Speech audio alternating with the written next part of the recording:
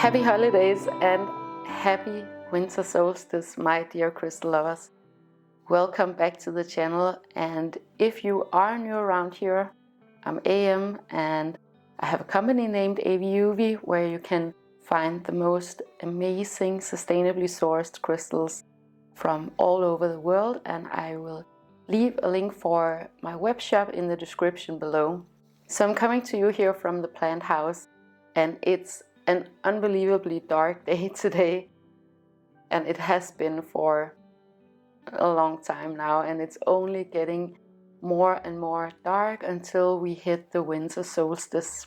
The winter solstice is the shortest day of the year and the longest night of the year, and it marks this transition.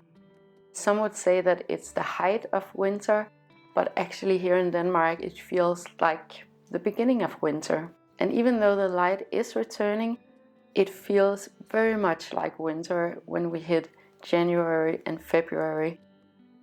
So of course we want to prepare ourselves and prepare our homes and have these special rituals when we hit these marks during the year. So we have the winter solstice and the summer solstice and the spring and autumn equinoxes. That kind of marks the new season. So right now, if I went out into the garden, I would be able to find different crops. But everything out in nature is getting a lot more sparse, and we get this immediate urge to gather, to stay more indoors, to cozy up. And we have this term here in Denmark called Hygge, and I'm going to tell you a little bit more about that, because for me that is really associated with the winter solstice and the winters here in Denmark. And if you look out into the nature at this time, you can see that the colors are turning. Everything is getting black and brown, and there are far less animals than we see in the spring and autumn and summer. So nature is really expressing that this is a new season, and I love that about living here in the north and here in Denmark, that we really get to follow the seasons, but we do feel it a lot mentally and physically.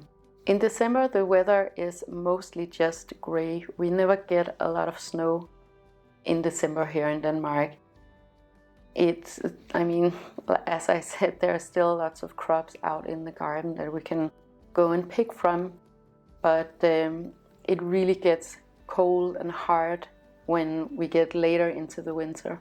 So why do we celebrate the winter solstice here in my family? Well, we primarily do it because we want to connect with the natural flow of nature and of time and of the seasons. We want to eat differently, we want to wear, of course, different clothes, we want to do different activities. So we definitely want to mark this transition. And what we found is that the more that we align with nature, the more easy everything gets. So you know what you can expect from yourself in terms of what you can do in a day, and we know what we can expect from other people. As cultures, we get this idea that we are separate from nature, that it doesn't matter, that there's not enough light to keep us going on full speed during the day. But I think most Danish people would agree with me that we do tend to have far less energy in these coming months. Another reason why we want to celebrate the solstices and equinoxes is also because we have a 5-year-old son, and we of course want to tell him all about the place where he's growing up, about his ancestors. So we take this opportunity to show him how people did it in previous times. And then lastly, and this connects again into nature, the solstices and equinoxes are also indicators of this cosmic clockwork that we're in. And I think there's something very humbling about recognizing that we are in this cosmic clockwork, that we're not in control of this. And sometimes when you live in a civilized society, you kind of get this idea that human beings are in control of everything, but of course human beings are not in control of our solar systems and our planets. And I think it's a great time for contemplating how small we are in the big scheme too, because we do have these beautiful long nights where we get to enjoy the stars a lot more. Andreas and I, we are neither nostalgic nor nationalistic, but we love this idea about the Earth being connected with the sun and how it affects all of us here on planet Earth. So we do quite a few things on these days and leading up to these days like the solstices and equinoxes. One thing is, of course, the emphasis on nature, so we want to be out in nature. It's also something like cleansing, because it is a transition phase, so it is kind of a natural time period to go through some kind of cleansing phase, and then we set our intentions for the next 3 months. We also, of course, want to bring a lot of nature into our home that reflects the outside. So we bring in branches and flowers and whatever we find out in nature and forage in nature. But of course, we also bring in our crystals. And I'm going to go into more depth on what types of crystals we work with during this season. So 74% of the people who live here in Denmark are members of the national church. I think you would call it the evangelical Lutheran church, but we don't use those terms here. It's just the national church. And in Copenhagen, where we live, it's only 56% who are members of this church. And I don't really see Danish people as very religious compared to the people that I've met around the world.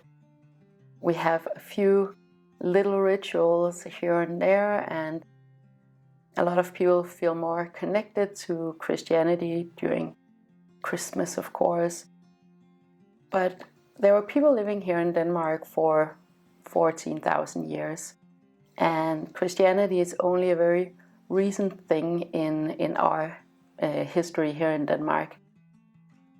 And of course, people 14,000 years ago, they celebrated the equinoxes and the solstices too, because they were completely dependent upon nature. And you can see it all over the world that the equinoxes and the solstices were very remarkable days for people all over. So we're not members of the church, but our parents are. And we grew up with Christianity, meaning that we are baptized, and when we turned 13, we got our confirmation, it's called, where you have this ceremony where you once again say yes to Christianity. But when we grew up and we became adults, we decided that Christianity was not for us. So we're not members of any kind of established church, and we really don't want to be that. We want to connect with nature, with spirit, through ourselves, and we have different tools that we work with, crystals being one of them. So we found that when we connect with nature, with the natural rhythm and flow, everything flows way more easily in our lives. An example of how it's different in the summer and in the winter here in Denmark is that every day I have maybe a list of 10 things that I want to do that day. And in the summertime, I can get all 10 things done by noon. And in the wintertime, I am lucky if I get 3 things done on my list. We just have, everything just moves really, really slow. Yeah, so it's like 2 completely different worlds. We do a few different things in preparation for the winter solstice. One of the main things, and one that we also do at the summer solstice and the equinoxes, is to cleanse. We do that because it is a really good transition phase. It's a natural transition phase, And when you cleanse, whether it's your crystals or yourself or your home, you automatically say goodbye to what you want to leave behind, and you're more free to set new intentions for this next period. The way that I go about cleansing my crystals is that I wash them in salt water, the ones that are not water soluble. But I use a really good salt, like a natural sea salt, for example. And I make it into this ceremony that I'm cleaning them, just for hygienic reasons too. You want to clean your crystals. But this is very much a ritual for me. It's not that I'm cleansing out the metaphysical dirt of the crystals. It's much more for me about subconsciously programming myself in the direction of me marking that this is a transition phase. So what I do then is that I bring them out into the garden when we're here in the plant house, and I just place them on the ground and let them air dry. When we're in the apartment, I just put them out on a balcony, but you can put them in your window, let them bathe in the sun or get some fresh air. It's very much, again, about the ceremony, about subconsciously reminding yourself that this is a transition phase. As we approach this really cold and slow phase, I think it's a super great time to clean out everything that you don't need anymore in your space. Get everything out of the cabinets and get everything dusted off, because I know for myself, I don't have the energy to actually do this in the winter months. And again, it's another way of subconsciously programming myself into this next phase. At this time, we just want to cozy up. We just want this concept of hygge. And hygge here in Denmark is this idea of creating the perfect scenario where you're super relaxed. Maybe you're with friends, maybe you're alone, and you do your best to make it the most pleasurable experience. And I love this concept for everybody, but especially here in Denmark, because it is so dark up here, and we all collectively agree that now it's time for hygge. So I want to get everything organized before winter comes. Also, this is a great time if you want to clear out your closet and clear out your cabinets and your drawers to donate to the thrift shops, so that maybe something that you have could be a great Christmas present for someone else.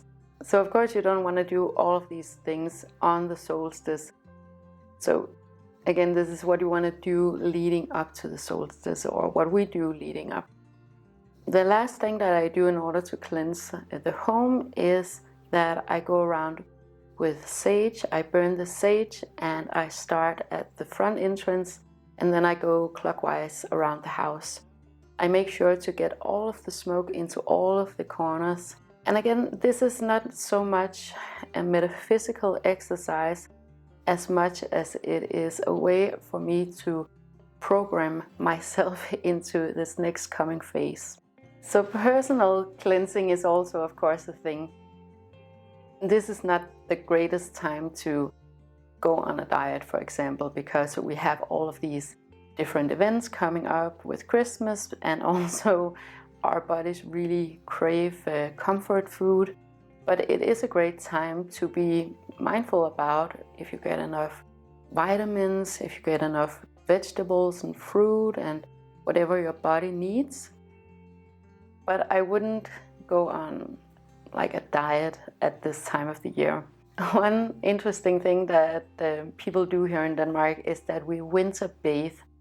So if you want to do that, you can go and do that. For me, it's not a very pleasurable experience, but it is an activity that a lot of people, they love doing here, even when there's ice on the water. I prefer maybe a salt scrub and a nice hot bath, those kinds of things, but whatever floats your boat.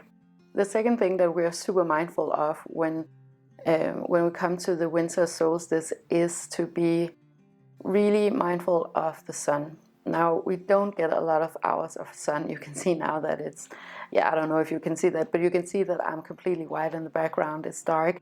And that is because we don't have a lot of daylight these days. So we have to be extra mindful of the sun. And we actually get to enjoy both a sunrise and a sunset every single day within these hours. And the reason why we need to be mindful of this is because a lot of people, they get winter fatigue at this time, and even winter depression. That's a real thing here up in the north, because they don't get enough vitamin D and they just don't see a lot of sun and they feel really depleted. So it's a great time to make an extra effort to get outside when the sun is out. Now, the sun was the center of spirituality and our native spirituality here in the north for hundreds of years, because it is we were completely dependent upon the sun for our very survival. And you can see that if you look at old artifacts and rituals and art from hundreds of years ago, that the sun was absolutely at the center of spirituality. It's like that in most places, I believe, but even more so here, because our lives really did depend on the sun. The third point is that we bring a lot of nature inside at this time of year. Of course, we bring in the evergreens and the greenery from outside, and we wanted to reflect nature when we come inside. But of course, we also bring in a lot of beautiful crystals, and the ones that we reach for at this time are maybe a little bit different than what we usually would. Some of my favorite crystals at this time is something like amber.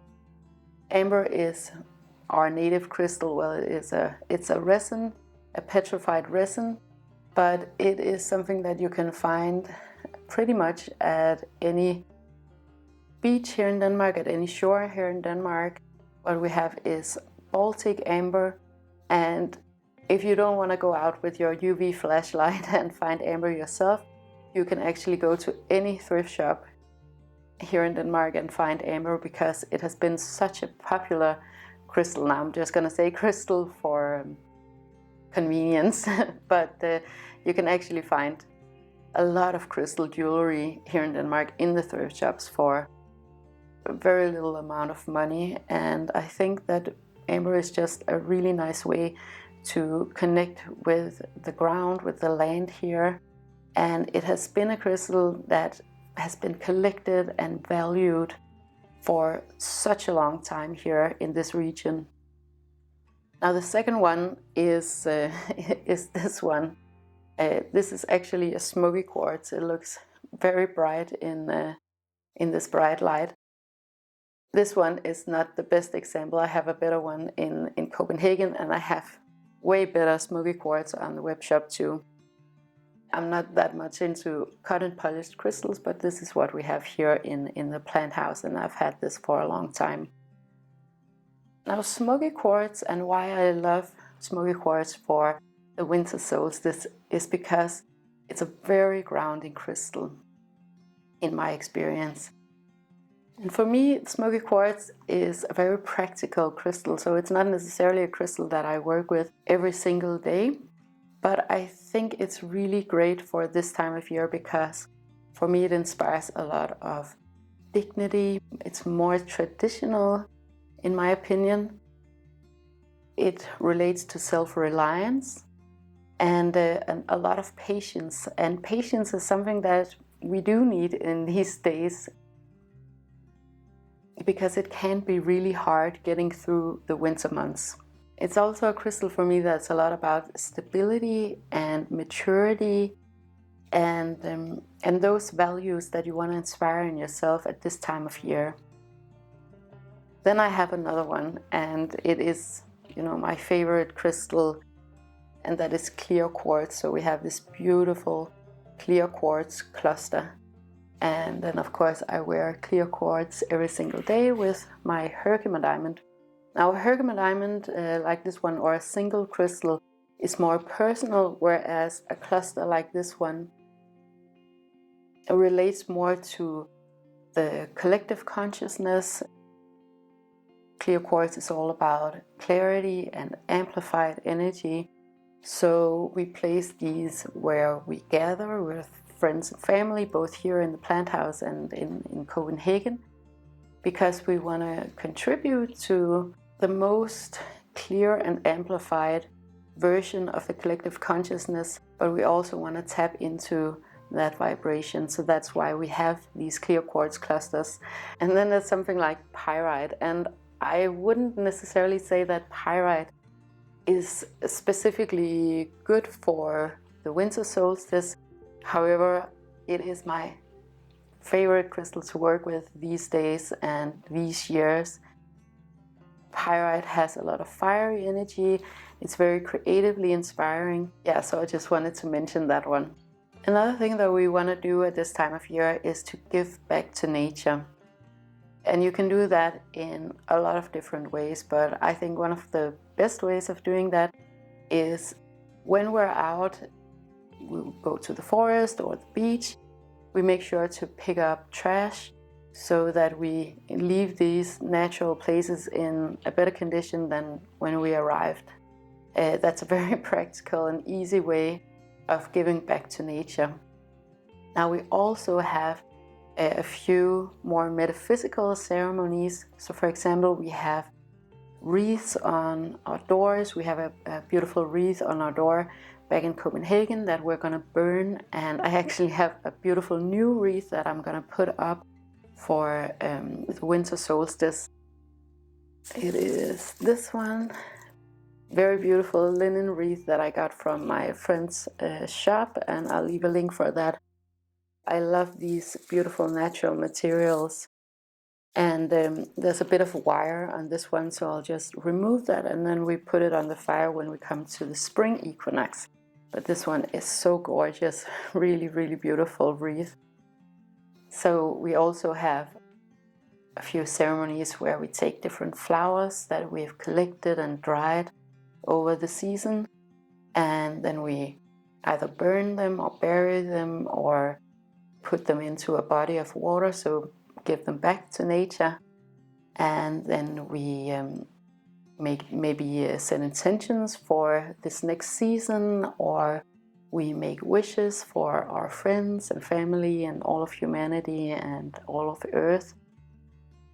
Yeah, so that's just more like a personal thing. It works for us because, again, we have a 5-year-old kid, and we're not that much into big elaborate ceremonies. They have to be really practical too, right?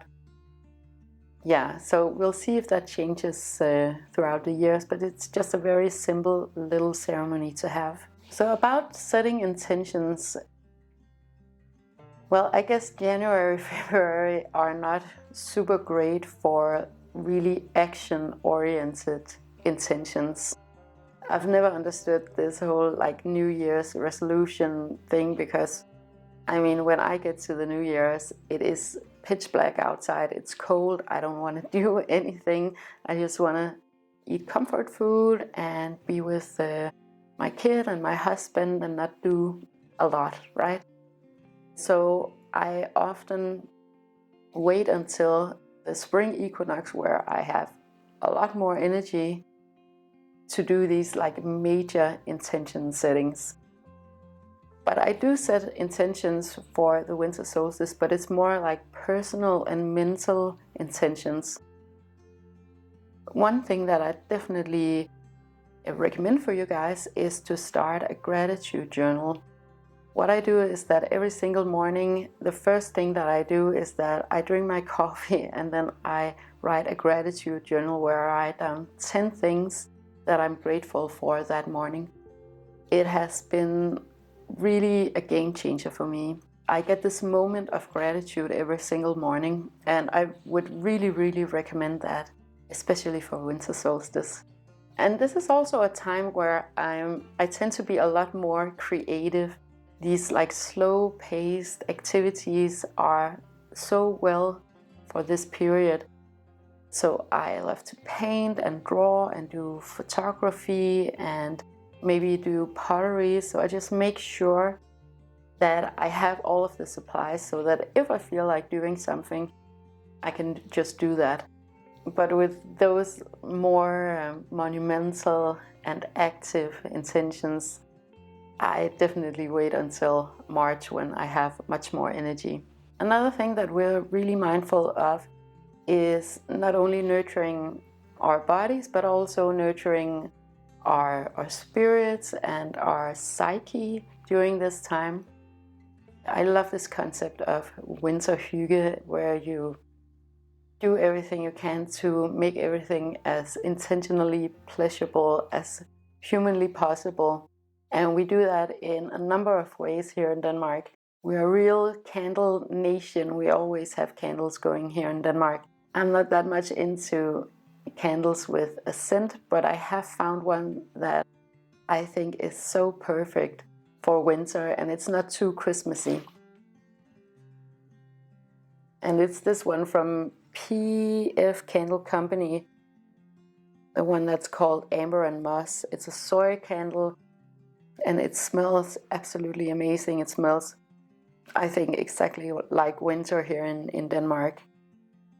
So yeah, just a small recommendation.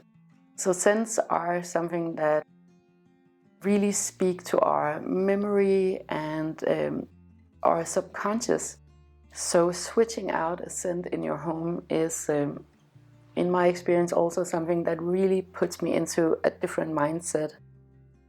And I've learned that over years. I didn't always work with different scents, but now I do. I love this one, Amber and Moss from PF Candle Company, but of course also essential oils and different kinds of incense.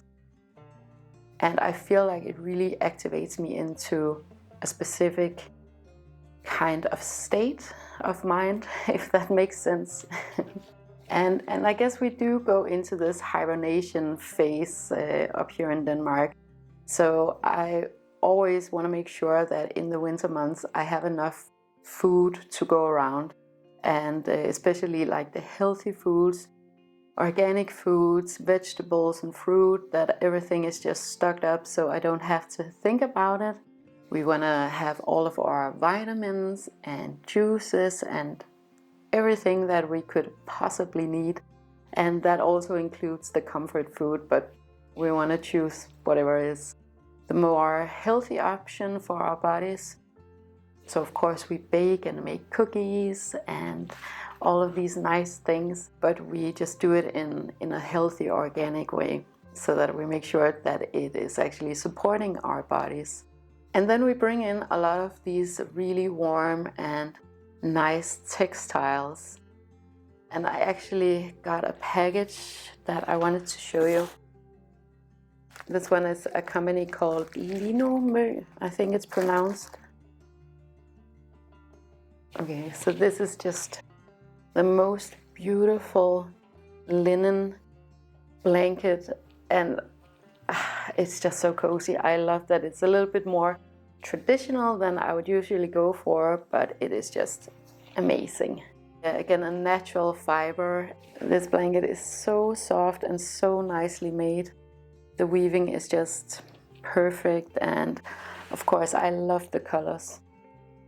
Yeah, so I'll leave a link for it in the description below. It's all of these different components that make this such a special time of year, like textiles, beautiful things that will just comfort you in this very slow and nurturing way. Okay, but lastly, I wanted to mention sacred sites, because there are sacred sites all over the world, and of course because we have a long history here in Denmark going back 14,000 years, and we have a really strong culture up here in the north. We have quite a lot of sacred sites that have been used for different ceremonies, but it doesn't have to be something historical. We have a few sacred sites that are just sacred to us because they are very meaningful to us and to our family. A sacred site could be your garden if you decided to be, or a special area in a park in the city. It's really mostly about where you find that it is the most meaningful to you. Connecting with nature in any way is always sacred, in my opinion, so you don't have to go on this huge pilgrimage, but of course it's sometimes nice to do. At these special days, I definitely want to encourage you guys to take it easy on yourself. You don't have to do everything all at once, and you can only choose one thing on this list and do that, and that will be fine. The most important thing is not to stress out about it, but to be really nice and gentle with yourself, and give yourself this treat of tapping into the special moment. Ideally, you want to be outside on the solstices and the equinoxes, because it is all about nature. But if you want to be indoors, maybe it's a good idea to visit a museum of national history, where you get to dive in a little bit more of the history of where you're situated. On my birthday, we went to this amazing museum here in Denmark called Smoky Museum, and I'll insert some photos of it. You know, I love Danish history, especially when it's pre-Christianity. I love this animistic approach to spirituality that we had here in this region, and I think it's very useful in this period in history too, and something that I definitely want to tap into in this phase of my life. So maybe you feel the same way, and that would be a better option for you if you don't have the option to go outside and be in nature on this special day. Maybe you can visit a beautiful museum like this one. So what we found in this museum was, of course, a lot of objects, a lot of pottery, jewelry that were used in ceremonies at the winter solstice and the equinoxes and the summer solstice, because these are really remarkable days, and they have been for so many years. And it's also just a wonderful time to reconnect with your roots, with your ancestors, wherever you are in the world, and whatever culture that you feel particularly connected to. Again, we're not nationalistic in any way, shape or form, but for me it's like it's a little bit more of a new thing that I'm diving into the history of Denmark and of Scandinavia, and that is mainly because I feel that there's a lot of things to there's a lot of value in the way that spirituality was conducted back then, and also there's a lot of resources that you can tap into at these very conflicting and challenging times that we're living in. And of course there are the ancient historical sites around the world, so I'm sure that you'll be able to find one wherever you are. And what is so interesting about these ancient historical sites is that they very often are in some way connected to the solstices and the equinoxes, because these are amazing, powerful days of the year. So I hope that in this video you enjoyed hearing about what we do in preparation for the winter solstice, and got a few tips on something that you might want to do, and I'd love to hear what your plans are. With that said, I want to say thank you so much for watching this video. If you enjoyed it and you would like more of this type of content, please make sure to like, share and subscribe. It helps me to know what you guys want me to talk about, and it also helps others to find this content if that is what they're looking for. And I want to wish you the most amazing winter solstice and the most beautiful day, with so much love to you and to yours.